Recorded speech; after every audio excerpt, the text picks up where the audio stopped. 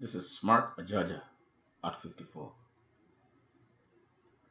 Exactly today, on the 13th day of June 1962,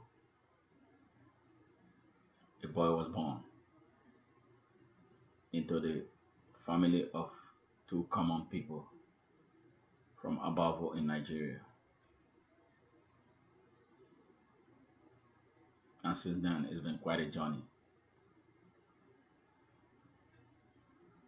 My message today is to use my life experience that involves triumphs and trial to inspire others who think that their doors have been closed finally. It's never over. And what defines a man is in his character. And what stops a man from advancing is in him. God bless you as you listen.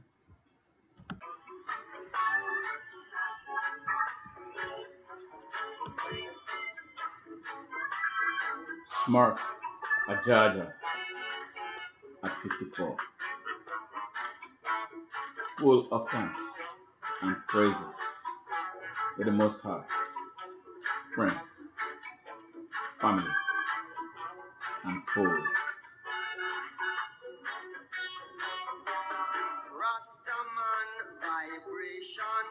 My message is a decree by the force that sent me that can never be nullified by any earthly power because it is anchored on the truth against the mischief of partisan politics defined by hate, hypocrisy, and bigotry. I give thanks and praises to God, Jah Almighty, the Creator, Father, and power of creation, for His mercies and compassion, and for continually giving me victory of life over death, good over evil, light over darkness, freedom over slavery, sight over blindness, courage over fear, and justice over injustice. I'm exceptionally thankful to God for the second chance I have to live again to fulfill the purpose for which I came. When my chances of living beyond 2014 were twice severely threatened, first by a fatal car accident, out of which I came unhurt, a day after my late mom's funeral, and later by a devastating diagnosis with prostate cancer, which was again promptly surgically removed before it did any catastrophic damage because of the uncommon aggressive but localized cells that were identified as culprits.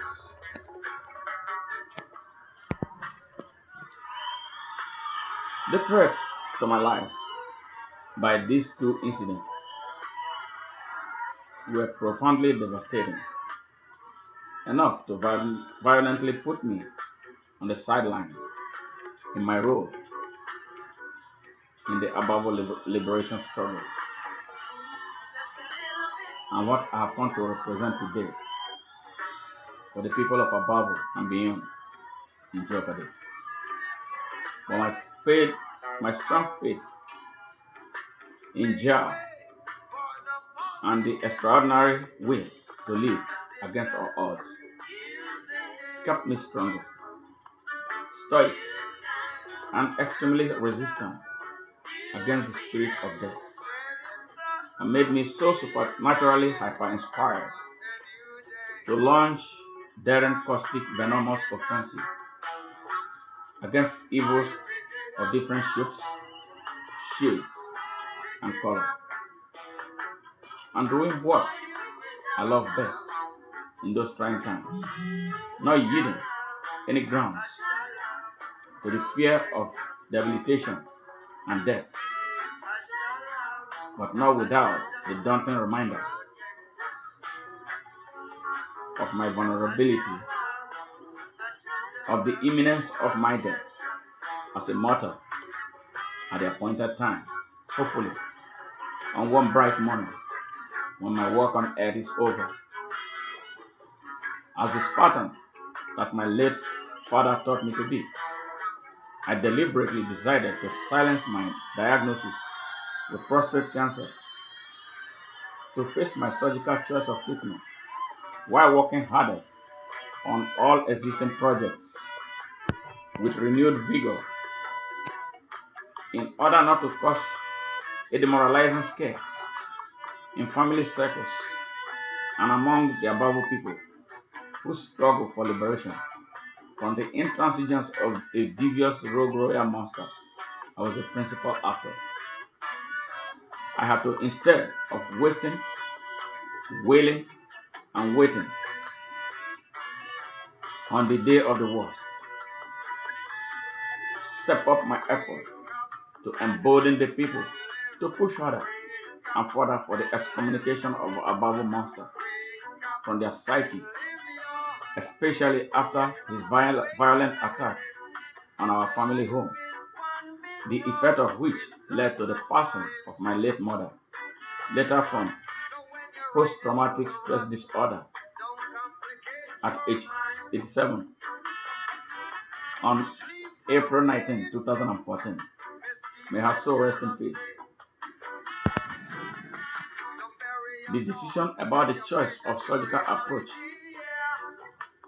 to my treatment was easiest for me against the suggestion of my urologist, who thought otherwise because he was concerned about my age, as I was so young, and my high chance of loss of sexual potency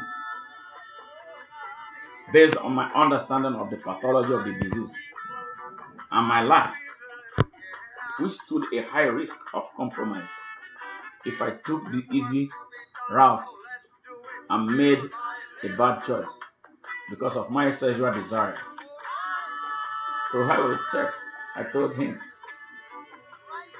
That was how I chose the option of radical prostatectomy over radiation, relying on what Bob Marley said, or what Bob Marley had to say when he went on a forced exile to the UK as a result of the political violence in his native Jamaica in the late 70s. And I quote, "He who fights and runs away lives to fight another day." This I said in addition to telling the doctor that I preferred to deliberately become a wounded lion instead of a dead lion, but with a burning optimism and with a burning fire of unquenchable optimism on my mind for a total recovery without the loss of form or function.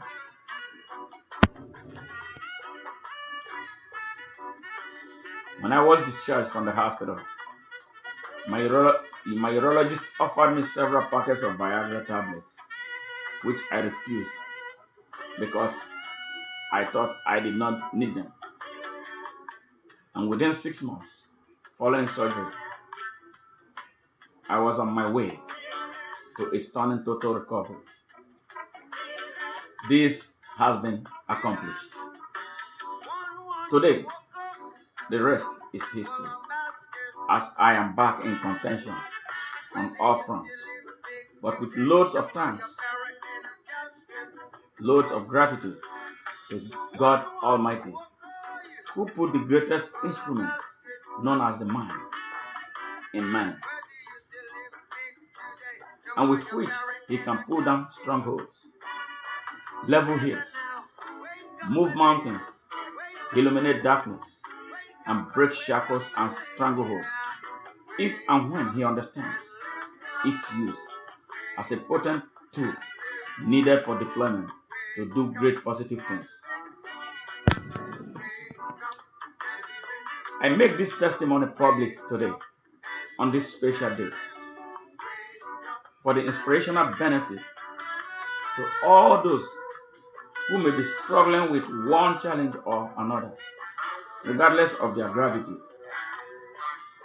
that they must be courageous to stand up to those challenges because they are surmountable with the defiant positive attitude, as I did to crush and defeat the demons and daunting monsters that came my way between 2013 and now, instead of giving up on themselves without a deserving fierce fight.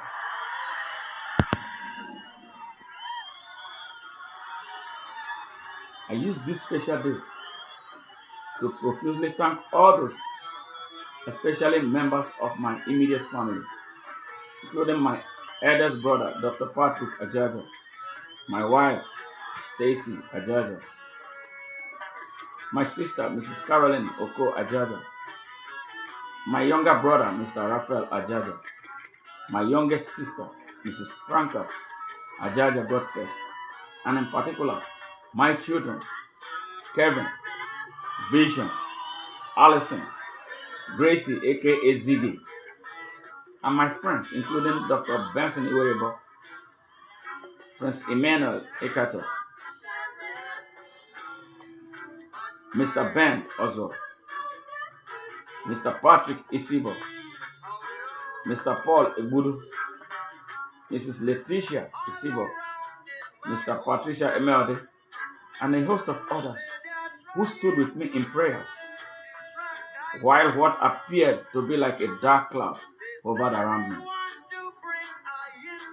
I especially thank the people of Abavo, and in particular the Abavo Christian Association, who have been praying daily for me and for my family till this day, on and offline, because of their understanding that I risked my life to fight not just against flesh and blood, but against spiritual wickedness in high and low places on their behalf, so they can continue to enjoy the freedom and peace that our ancestors had sacrificed their sweat and blood in two major battles, first against the Benin and later against the European imperialists, respectively, to ensure that we have peace and freedom. My biggest thanks goes to the Abavo youths who saw light in my message, in the message that I brought, to bear on their psyche and to activate their consciousness high enough to demand for the ouster of the Abavo Royal 20, who have been shoved today into oblivion, awaiting a deserving criminal prosecution for their crimes against the Abavo humanity. You guys inspired me, and it still inspires me immensely to advance a cause for a better Abavo and beyond.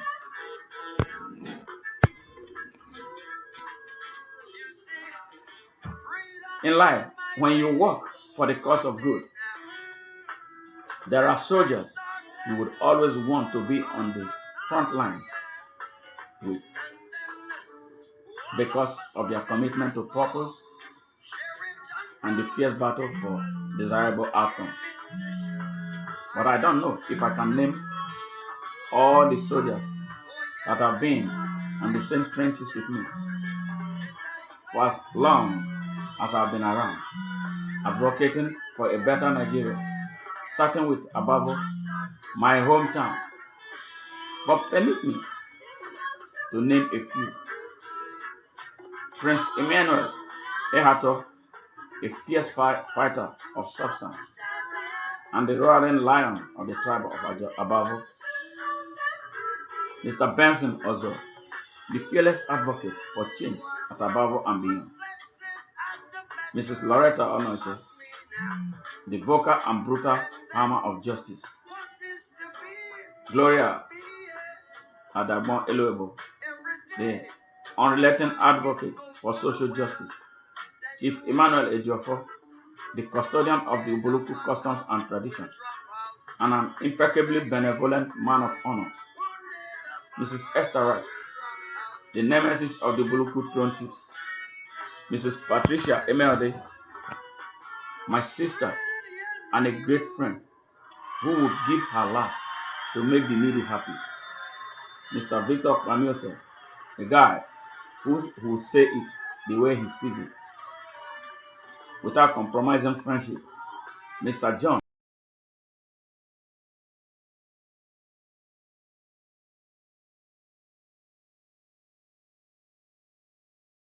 a tireless writer.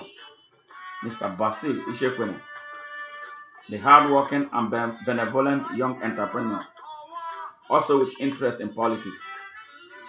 Mr. Hyoji Asoma, a fierce fighter of Abavo based in the United Kingdom. Mr. Nicholas,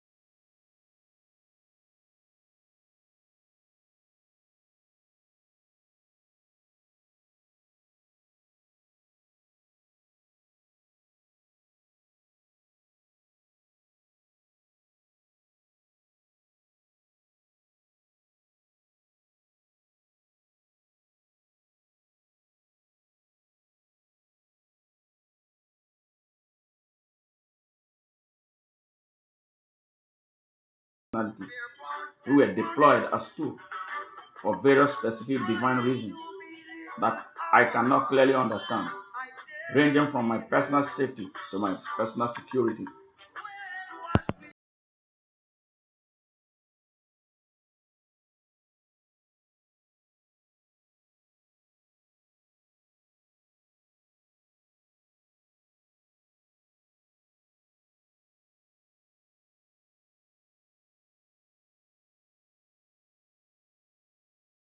The requisite rent I must pay for my tenancy on earth, while my stay lasts, until one bright morning, afternoon, evening, or night, when I sign off in glory to life beyond this firmament. Yes, celebrate on my behalf, wherever you are, because I am celebrating myself here. God bless you all for making my day, and I'm proud.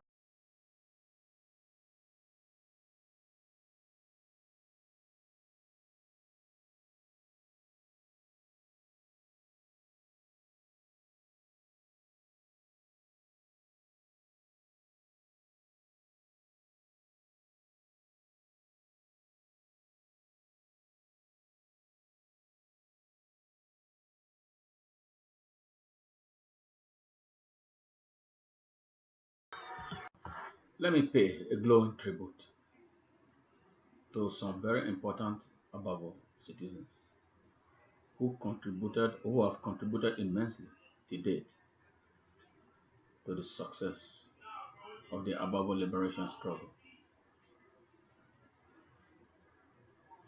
Barrister Andrew Nwadozie Okonta, the fiercest Ababo lawyer. This man has risked his life, risked his health to advance a cause for the Ababo people, and at no charge to Ababo. Is one of the two lawyers who stood out among a litany of Ababo lawyers, some of whom were afraid of getting involved for fear of death or because of the money that they will not make. I stand up for Barrister Okonta, and I remember the very first call he put across to me when the whole thing started. God is going to continue to bless you and uphold you and increase you in everything you do. And another young man, another lawyer of repute, who has contributed immensely at no charge to Ababo people, putting his life and health on the line for the liberation of Ababo, is Mr. Benson Melekwe. Benson Melekwe, we went to high school together. He was my junior in high school, and I'm not surprised because where he is today, because he showed a lot of promises as a young student at Ede Grammar School. This guy is a mountain mover and a legal icon. It's unfortunate that he came out of Nigeria, where excellence is not easily recognized. If it is in another clime, that young man will be up there. But I'm praying to God to make a way for him, move every mountain in his way for him to get to the peak of his profession. And in addition, we thank the Ababo royal family, led by Prince Martin David de Gufman, for stepping up with the information and the document that we relied on. We are still relying on to prosecute the Ababo case in the fraud against the Ababo people that brought the wrong people on top of our sacred throne. God bless Martin and his family members. Thank you.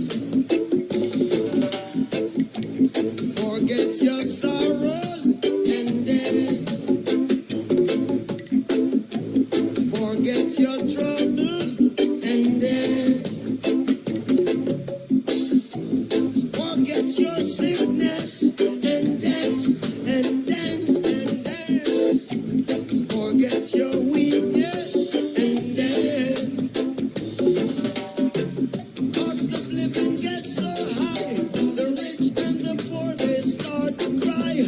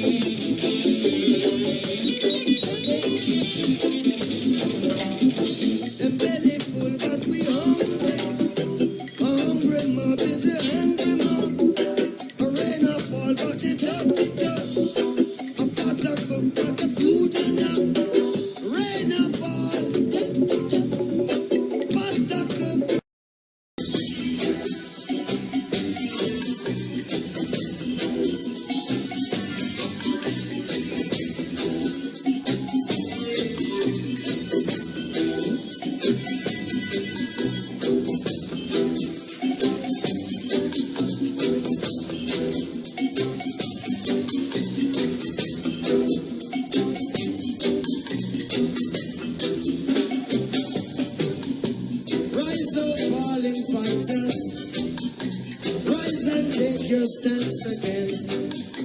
He who fights and run away, live to fight another day. At the heathen that day, shut up with the heathen that day. At the heathen that day, won the war at the heathen that day. As a man, so shall he reap, and I know that talk is cheap.